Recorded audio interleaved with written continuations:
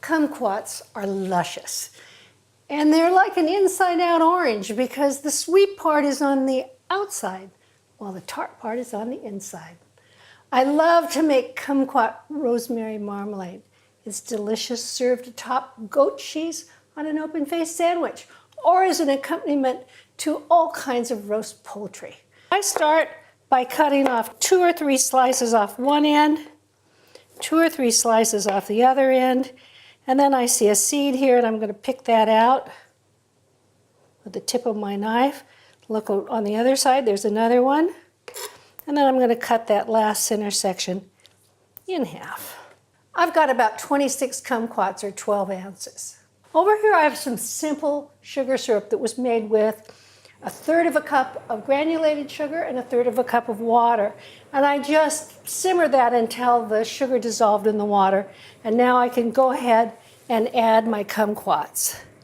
I want to add some aromatics to this. So I'm going to add a little bit of coarse pepper. You could take a couple of whole peppercorns and just smash them, and you could use those. And I'm also going to add a nice sprig of rosemary. So we're going to give that a little toss to kind of mix it around. And I'm going to let these cook until the sugar syrup has thickened almost to a syrup and the kumquats are softened and translucent. So our marmalade is looking gorgeous. I want to fish out the sprig of rosemary, but I want to add some fresh rosemary. So I've got a nice sprig here. I'm going to pull in the opposite direction of the way it grows and give them a good chop. I want to end up with about 1/2 teaspoon to 3/4 teaspoon. In that goes, and a good stir.